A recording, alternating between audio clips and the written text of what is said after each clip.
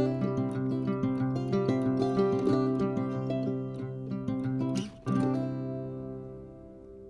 morning, everybody. It's Tom Christie back in the painting studio, and this will be session 1 of painting the palm frond common loon. We've got the bird primed, and now we want to put a base coat on and then layers of paint. We'll start with some base coats and then add the details on top of that.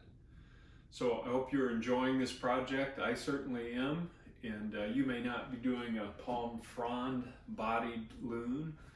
There's some specific challenges with that because the shape is not quite accurate for a full-size loon body. So I'll have to do some artistic license to stretch some things and as we lay out the feathers. But I think the step-by-step that I'll go through might be helpful if you are doing a full-size, fully carved loon body. We'll look at the feather patterns on the loon, and I'll have to interpret those and add them to this palm frond shape, but I still think it'll be helpful. So if you're getting value out of my channel, please hit the subscribe button. It's free, doesn't cost anything, and it helps me out. So let's get started on the loon, and we'll start with some base coating. I like to put a very fine texture on most of the birds that I do, keeping the bill nice and smooth but texturing the feathered areas of the bird. And in order to do that, I use some synthetic packing sponge and a mixture of Liquitex gesso, maybe 50% that, 50% this burnt umber heavy body Liquitex acrylic. And then in this mix, I've added a little carbon black to tint it more to the gray side because this bird is primarily dark, but it has some white areas as well. So we want to have a combination, kind of a neutral gray. So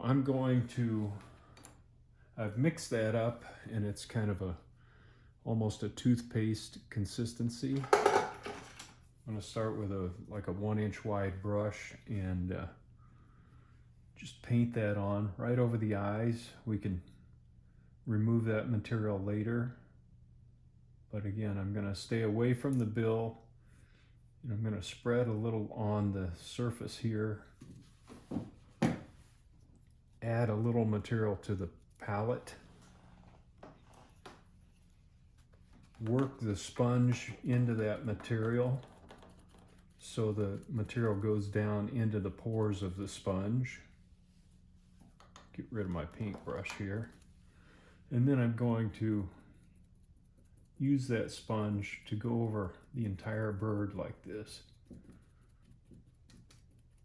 and add just a little bit of pebbly texture.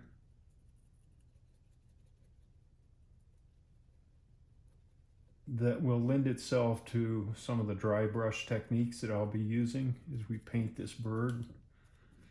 That texture helps pull paint off the brush. And I also just like the look of that. Some people prefer no texture. You don't have to texture your bird. These techniques that I'm going to demonstrate will work on a smooth surface as well. So I'll go over the entire bird like that. I've masked off the keel so that I can keep it the natural walnut color. And I'll get that done and come back. Here's just a quick shot of the textured bird, and I did let that dry between coats, and I put 2 coats of the sponge texture on. That gives a little more consistency, especially on such a large surface. And now I want to do some layout work, so we'll look at our reference and begin laying out the major feather groups. All right, I've taken some ganders at reference materials. This is a photo by Joel Sartore and of a live injured bird that he was able to capture, but a great close-up of the feathering. And I just did some chalk mark work on my loon, because again, I'm going to have to make some adjustments because of the shape of the body. But in general, starting at the neck, in this picture, nice graceful curve down, kind of mirroring this. So I've got that penciled in here. And then these beautiful stripes that come out of the dark and get wider as they go back into the darker side pockets. So I just kind of penciled those in. The scapular group up here definitely has a more layered kind of square, little rectangular shapes to it, very characteristic. Starts small, they get larger as you go towards the rear of the bird. So I've kind of identified that scapular group from my pattern and using my calipers to get things roughly shaped up. This, by the way, each of these feathers from the taking a closer look, have 2 of these white patches around the quill in between the 2. But as they begin to layer, you're only going to see portions of one and maybe every once in a while a portion of the second because it's underneath. So that's a pattern that we want to try to emulate. Also, this is very characteristic. All of these little splits make these look like little brooms to me. So we're going to want to try to lay that in. The side pocket area, whole different feather pattern.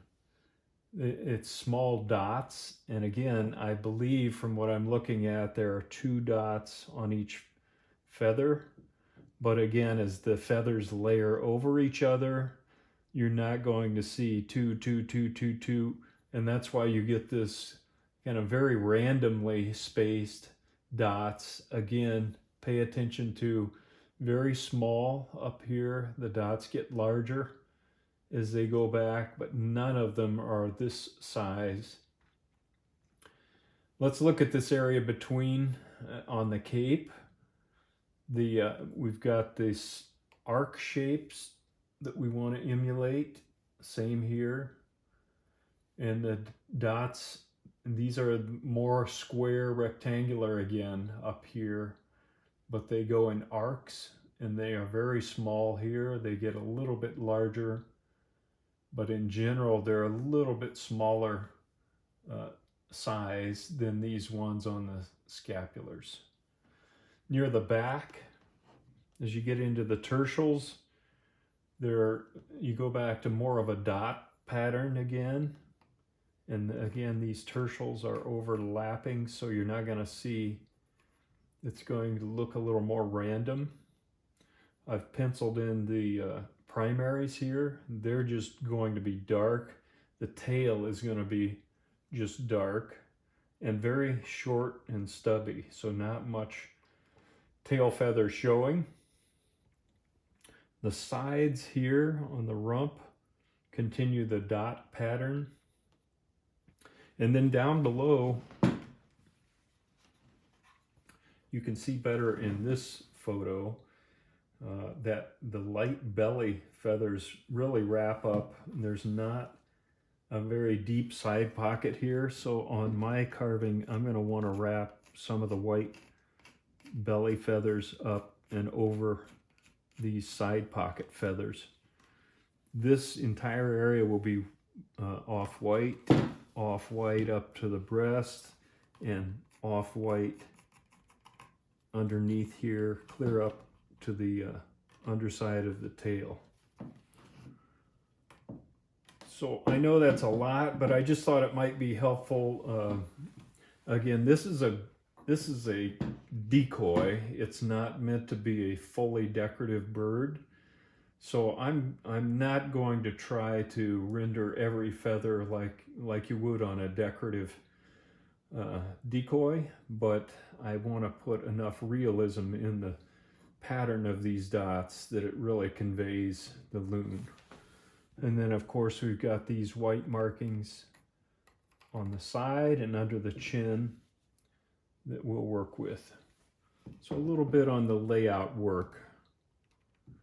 I'm going to paint over all of this, but it was very helpful for me to get the major feather groups identified, kind of penciled in, and then do a little bit of study work. So I hope that's helpful as you tackle your own loon. All right, I'm starting with straight carbon black, and I'm just going to put a coat on the bill and on the head. I'm going to paint right over the eye. I can use an X-Acto to remove that paint later without scratching the eye. And I've got a little filbert that I can use to work into this texture. And this may take a couple of coats, but I'll go ahead and get the head painted black down to the neckline here. I'm going to go ahead and paint over the carving here because we want the black down in the grooves between the white feathers.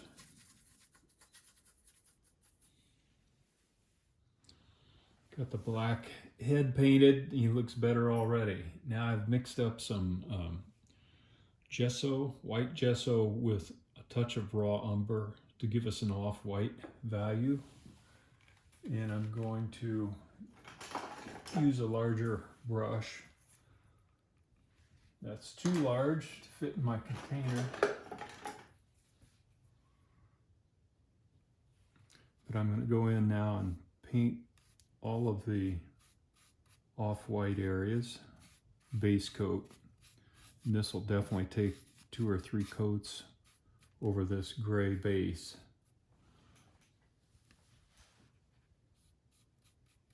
So I'm going to paint the underside up to the side pockets, leave a little bit of a blend there, and the breast. All right, we've got the white put on there, a couple coats. Now I'm going to use burnt umber with a touch of Nimbus gray to lighten it slightly and give it a little bit more of a gray tone than just a straight burnt umber. And I'm going to paint the entire decoy over all of this chalk artwork. And this will become the base, and we'll add feather highlights with carbon black that'll darken everything back up, but this will give us a base to work with as we lay out our feather pattern. So I'm going to paint this entire area, including the tail and the primaries, with that burnt umber and just a touch of the Nimbus gray.